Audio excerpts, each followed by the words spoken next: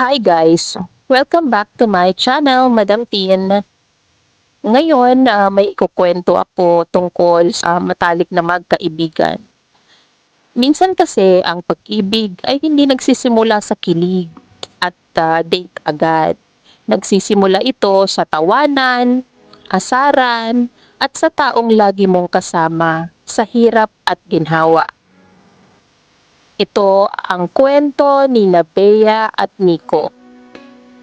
Paano naging love story ang friendship nila? Mula sa barkada hanggang kasintahan. Si Bea at si Nico ay magkaibigan mula pa noong first year college sila. Magkasama sila halos lahat, group project, late night na study session, at kainan sa karinderya sa tabi ng school.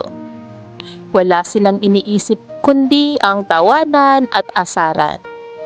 Kaya hindi madalas sabihin ng mga kaibigan nila na bagay kayo. Tawa lang ang sagot nila. Lumipas ang taon, unti-unting nagbago ang pakiramdam ni Nico. Tuwing umuwi si Bea ng maaga, parang may kulang sa araw niya. Napapansin rin niya na siya ang unang gustong tawagan ni Bea kapag may problema. At siya naman ang laging handang makinig hanggang madaling araw. Isang gabi, habang naglalakad sila pauwi galing sa library, biglang umulan.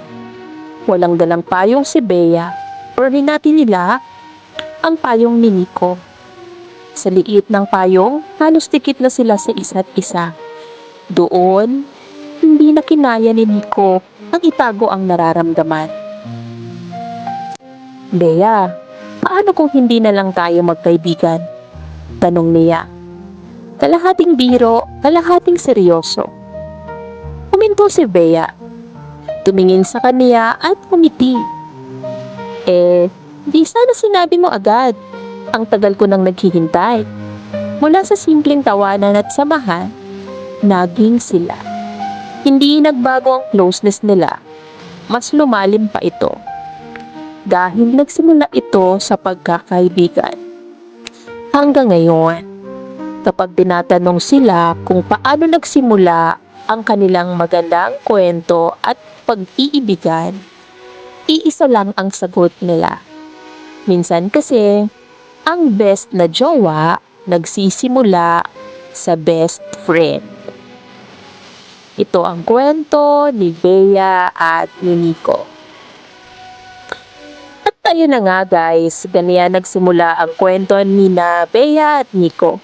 Mula sa simpleng pagkakaibigan hanggang sa naging sila.